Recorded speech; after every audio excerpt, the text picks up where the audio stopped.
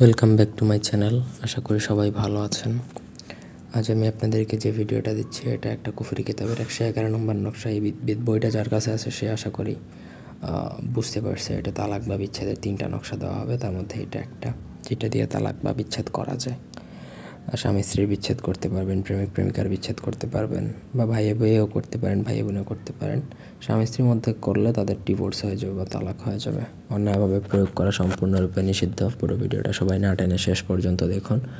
আমার চ্যানেলটা সবাই সাবস্ক্রাইব করবেন, লাইক কমেন্ট শেয়ার করবেন। ব্যক্তিগত যে কোনো কাজের জন্য স্ক্রিনে দেওয়া নাম্বারে সরাসরি ফোনে বা হোয়াটসঅ্যাপে যোগাযোগ করে যে কোনো কাজ করাতে পারবেন দেশে বা দেশের বাইরে থেকে। এই নকশাটা আপনাকে লিখতে হবে চুতরার পাতার মধ্যে। চুতরা পাতা অনেকেই চিনেন, না চিনলে গুগলে সার্চ করে ফেলবেন, দেখবেন। ওইটা দেখে আপনার বাড়ির আশেপাশে এগুলো অ্যাভেলেবল পাওয়া যায় গ্রামের দিকে। নকশাটা চুতরা পাতার মধ্যে লিখতে হবে গুরুচন কালি দ্বারা অথবা মেশক জাফরান কালি দ্বারাও লিখবেন, অসুবিধা নেই। নিচে তাদের নাম লিখবেন। স্বামী স্ত্রীর মধ্যে করলে স্বামী স্ত্রীর নাম, প্রেমিক প্রেমিকার মধ্যে করলে তাদের নাম, বা যাদের মধ্যে করবেন তাদের নাম লিখবেন। লিখে একটা নকশাই তাদের যার জন্য করবেন তাদের যে কোনো একজনের বিছানার তলায় আপনাকে দাফন করে দিতে হবে। অন্য কোনোভাবে করলে হবে না। ফিজিক্যালি যদি না পারেন তাহলে যারা জিন চালান পারে তাদের মাধ্যমে জিন্নাত দিয়ে কাজ করাতে হবে। আর সরাসরি করতে পারলে তো কোনো অসুবিধা নাই।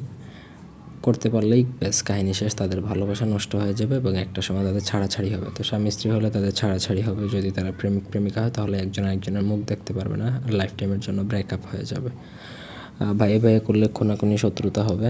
তো আমি আগেই বলছি, অন্যায়ভাবে এই ধরনের বিচ্ছেদ প্রয়োগ করা বা মগা বিচ্ছেদগুলো যেগুলো আছে সেগুলো প্রয়োগ করা সম্পূর্ণরূপে নিষিদ্ধ।